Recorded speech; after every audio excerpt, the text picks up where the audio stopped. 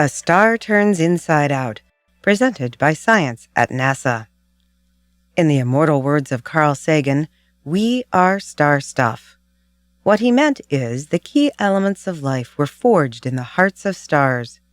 The iron that turns our blood red, the oxygen that fills our lungs, the carbon that gives infinite variety to organic compounds, they were all cooked up in a stellar inferno billions of years ago.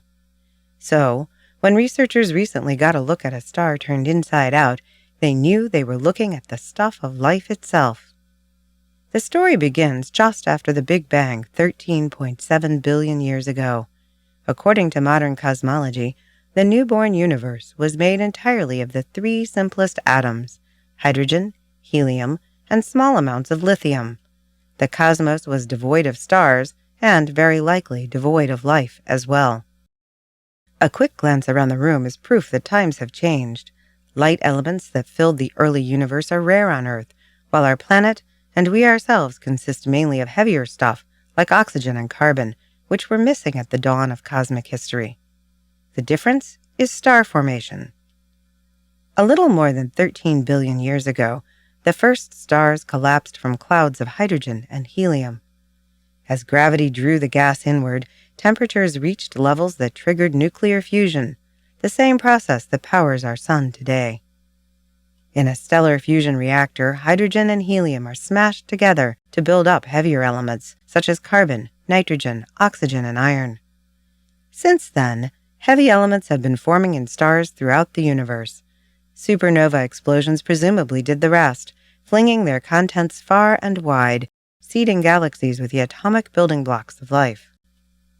Recent data from NASA's Chandra X-ray Observatory provide dramatic confirmation for this idea. Researchers Una Huang of the Goddard Space Flight Center and John Lamming of the Naval Research Laboratory used Chandra to map elements in the debris of a supernova known as Cassiopeia A, Cas-A for short. Cas-A is located about 11,000 light-years from Earth. The original star, a behemoth at least 15 times as massive as the Sun, exploded more than 300 years ago. Hot glowing debris from the explosion is still visible, and a favorite target of astronomers who study supernovas. The researchers scanned Cas-A using Chandra's advanced CCD imaging spectrometer.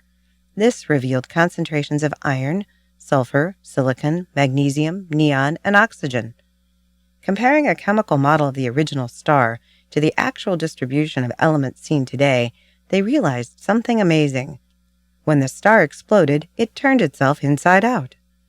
Most of the iron, which originally formed deep inside of the star, is now located near the outer edges of the debris cloud. Other heavy elements are also located at the outer limits of the debris zone.